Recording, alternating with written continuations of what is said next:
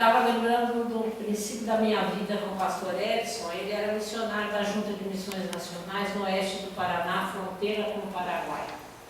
Eu não sofri o que esses missionários sofreram, mas algumas pedras eu levei, porque meu marido era um pastor de abrir trabalhos onde não havia. E eu me lembro que numa cidadezinha do Paraná ele começou um trabalho junto com o povo da igreja da cidade mais próxima. E alguém não gostou da história quando parou aquele caminhão. Naquele tempo não tinha essas leis todas que não podia andar no caminhão, né? Então a gente enchia o caminhão de gente e parava num lugar e começava o trabalho. E eu tocava sanfona, acordeon, né?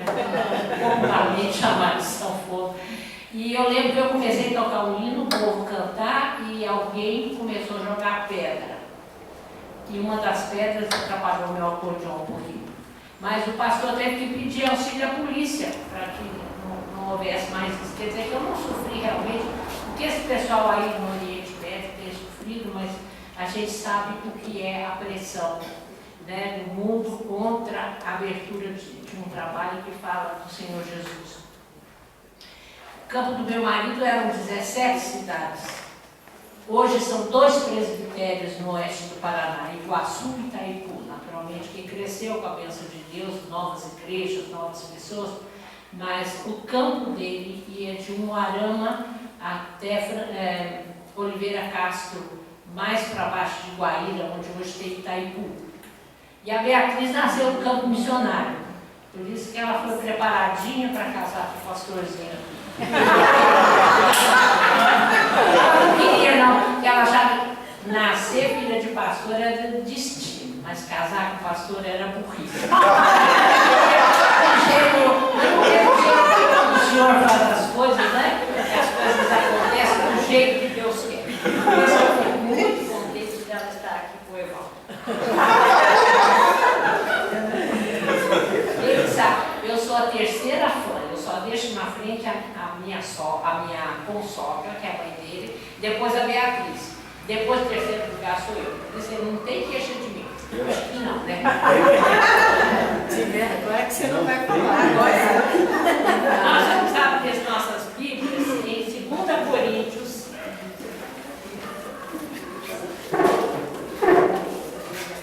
Segunda carta de Paulo aos Coríntios. Capítulo 5.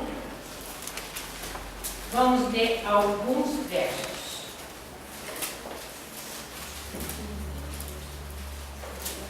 Vamos começar do verso 14.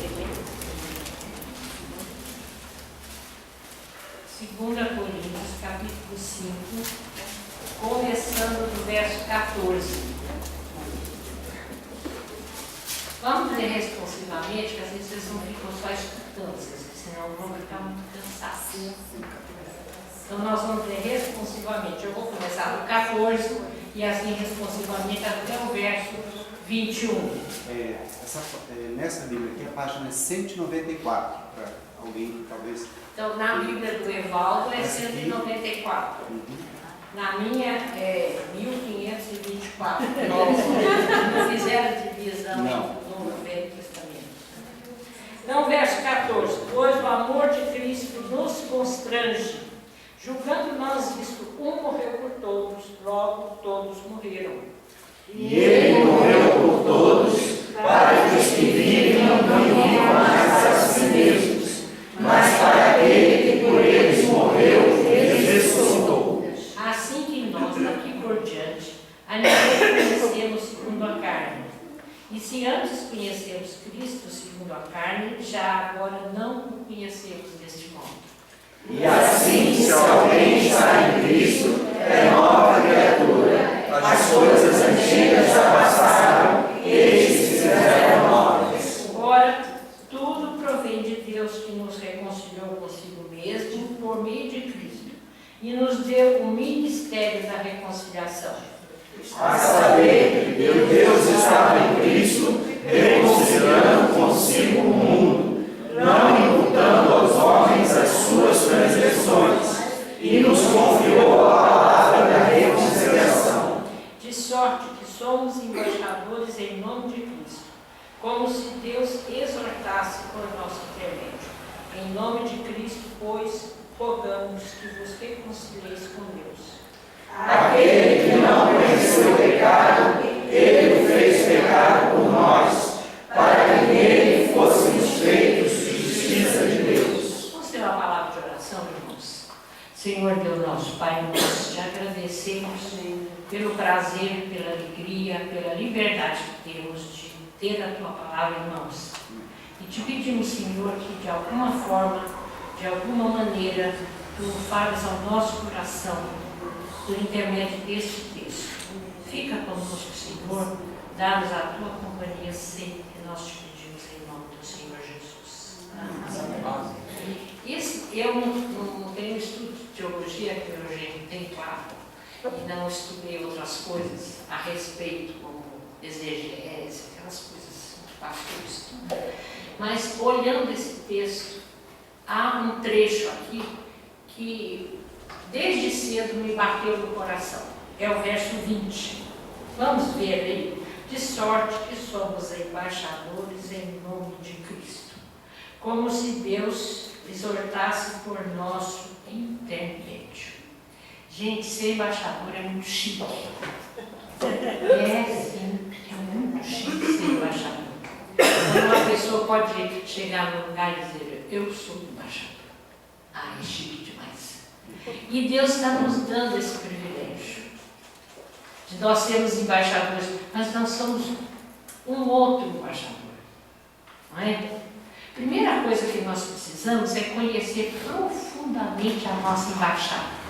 Ninguém é embaixador do Brasil em lugar nenhum do mundo se não souber um pouco da geografia, da história, do meio ambiente, dos defeitos, dos privilégios, da língua, dos seus políticos, dos seus movimentos culturais. Ninguém. Por quê? Porque ele vai para fora do país e ele é representante do país, ele fala em nome do país. Então é uma coisa que pede muito e profundamente o conhecimento. Eu estava vendo no livro de Eclesiastes, há uma frase que diz assim, eu apliquei o meu coração para saber, inquirir e buscar a sabedoria. É isso que o embaixador precisa. Ele precisa inquirir, saber e buscar sabedoria para ser um bom embaixador. No nosso caso, nós precisamos saber, inquirir e buscar sabedoria na palavra de Deus. Nós precisamos disso, porque nós somos embaixadores em nome de Cristo. É uma responsabilidade e nós precisamos ter este conhecimento, que é só a palavra de Deus e a vida de oração, a vida de oração e intimidade com os nossos irmãos proporcionam para nós. Há um teólogo que eu não sei bem quem é, eu acho que é o Stott, mas não tenho certeza, que ele diz que há 3 coisas que alimentam o cristão, a vida cristã. É a palavra de Deus, em primeiro lugar. As pessoas pensam que a oração em primeiro lugar não é não. Tem gente fazendo oração aí a outros deuses, a outras entidades, com toda a sinceridade do coração, mas nós precisamos da palavra de Deus. Em segundo lugar, da vida de oração. E em terceiro lugar, da comunhão com os santos. Os santos, lógico, não é santinho do Paulo, nem tem brilho da Globo, mas são os santificados por meio de Jesus Cristo. Então, isso tudo nos leva a ter um conhecimento básico e primordial sobre a nossa embaixada. Em segundo lugar, é preciso a gente estar imensamente comprometido com a nossa embaixada. Porque se o embaixador é mandado lá para o Senegal, lá para a França, lá para a Suécia, pagam a ele a tudo que ele precisa, sua residência, sua alimentação, sua vida social, e ele não está comprometido com a sua embaixada, ele vai ser uma pessoa que não vai fazer o serviço direito. Ele vai passear por conta própria, ele vai fazer amigos por conta própria, ele vai se esquecer que ele é representante do Brasil. Mas é representante 24 horas. Não é só na hora que ele está numa missão oficial, não. 24 horas ele é embaixador do seu país. Então ele precisa estar imensamente comprometido com a sua embaixada.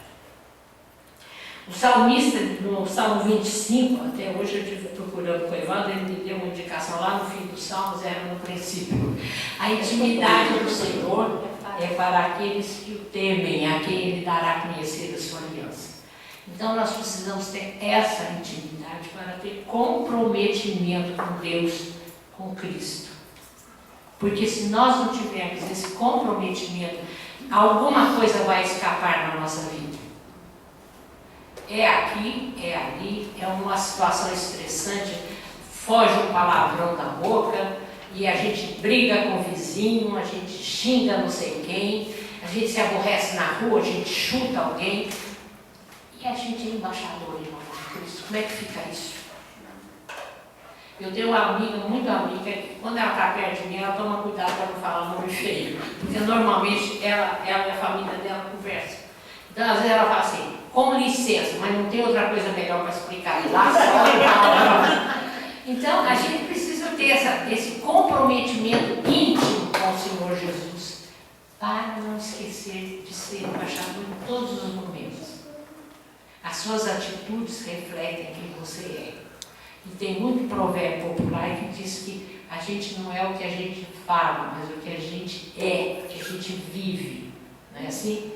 Então precisamos ter, além do conhecimento profundo da nossa embaixada, nós precisamos ter esse comprometimento íntimo com o Senhor Jesus e com a sua palavra. E também nós precisamos, sabe o quê? Estar 100% preparados. Para quê? Para responder tudo sobre a nossa embaixada. Se alguém lá fora perguntar ao embaixador do Brasil alguma coisa sobre o Brasil e ele não souber responder, vai ficar meio estranho. Vai ficar difícil.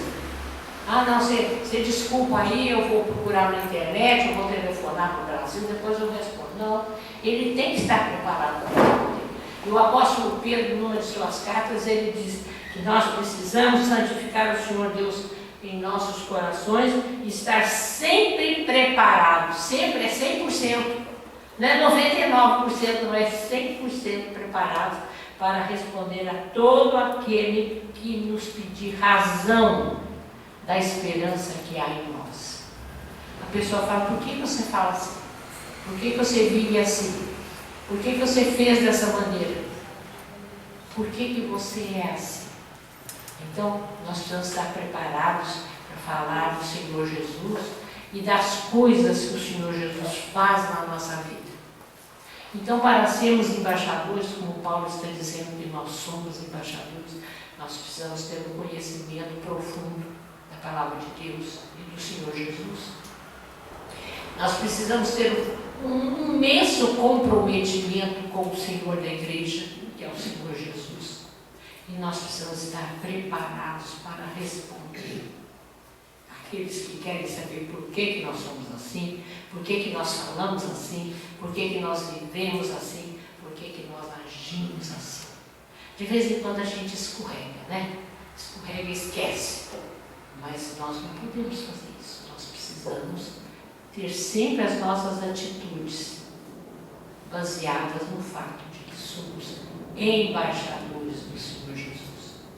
Eu gostaria de, olha, está mais rápido do que eu pensei, mas de fato nós temos ainda a Santa Ceia e outros cânticos e eu tenho uma fiel para tomar. Mas não é isso não. É que eu gostaria de dizer aos irmãos como é gostoso sermos escolhidos, eleitos para sermos embaixadores. Porque nós não fizemos nenhum curso para sermos embaixadores, não fizemos curso de diplomacia, nada. Mas o crente que recebe o Senhor Jesus, ele automaticamente se torna um embaixador. Então é preciso nós termos conhecimento, comprometimento e sabermos responder por que agimos, vivemos e somos assim. Por causa do Senhor Jesus.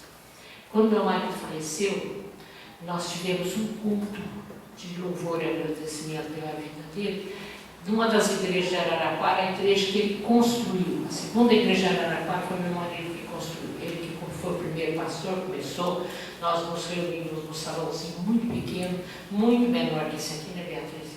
E ele comprou o terreno junto com o conselho. Aliás, quem deu a primeira parcela da compra foi a SAF, viu? A SAF juntava o dinheiro para ajudar a igreja, surgiu o terreno, a igreja não tinha dinheiro, mas a SAF tinha poupança, foi a SAF que deu a primeira prestação, viu? Safadas. A gente precisa estar sempre pronto. Mas nós fizemos um culto lá. E uma das minhas vizinhas, que me ajudou muito durante a doença do Edson, ela e o marido se dispuseram, ele tinha Parkinson, que foi ficando travado. Então eu precisava de ajuda para tirá-lo da cama, colocá-lo na cama, tirá-lo da cama, colocá-lo na cadeira de roda, tirá-lo da cadeira de roda, colocá-lo na cama. Eu precisava disso o dia inteiro. Eu tinha a enfermeira que ia durante um certo período do dia, mas não ficava o dia inteiro, e esses meus vizinhos particularmente me ajudavam. Ora era o marido, ora era a esposa que vinha me ajudar. Ela foi ao culto e ela disse para mim, Cecília, eu já assisti muito velório, mas eu nunca vi um lugar tão gostoso, onde eu sentia assim, amor das pessoas que chegavam e iam cumprimentar você, Beatriz, do Berendeval. Eu nunca senti uma paz tão grande nesse culto. E outro dia ela disse para mim, eu quero ir na sua igreja assistir o culto. Porque a gente convida, mas não fica insistindo, né? Porque também se ficar turiando o vizinho, vamos na igreja, não é uma coisa boa. Mas Deus tocou o coração dela através desse culto. E agora, quando eu voltar lá, eu vou falar com ela. A hora que você quiser, nós vamos. Porque ela ficou muito impressionada de ver a atitude, o amor, a serenidade das pessoas. E tudo que se falou a respeito da vida do meu marido. Foi um culto muito bonito, muitos pastores presentes. Ele foi professor do seminário, foi professor do reverendo Evaldo. E assim, 5 anos ele foi professor, havia muitos pastores lá. E ela se impressionou com a vida dele, que ela começou a conhecer, com as pessoas falando. E é isso que a gente precisa, em toda e qualquer situação. O nosso testemunho tem que ser de conhecimento, de comprometimento e de estar pronto para conversar quando a pessoa pergunta. Eu gosto desse verso de Pedro, porque não é assim, você precisa estar pronto para falar. Não, você precisa estar pronto para responder quando as pessoas perguntam. Às vezes isso vale mais. Então eu quero deixar com os irmãos isso. É uma coisa que fala muito no coração. Espero que fale no coração dos irmãos. E que se sintam embaixadores diplomados, né? Para sair daqui sendo embaixadores. Amém. Amém. Glória a Deus.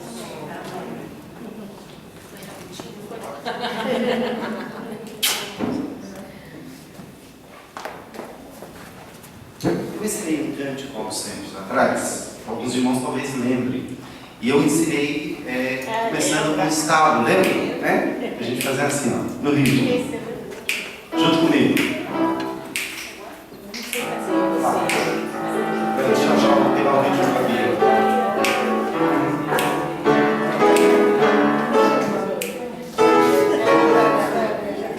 Então deixa eu começar a cantar e você encerra.